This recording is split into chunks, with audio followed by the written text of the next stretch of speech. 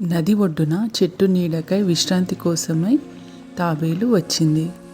ఆ చెట్టుపై ఉన్న పక్షిగూడును చూసి ఆ పక్షితో తాబేలు ఇలా అంది, మీ ఇల్లేంటి ఇంత చెత్తగా ఉంది అని తాబేలు పక్షితో అంది. విరిగిన కొమ్మలతో కట్టుకున్నారు, అది వర్షానికి గాలికి ఉంటుందో కూడా తెలియదు అని వెటకారంగా తాబేలు పక్షితో అన్నది.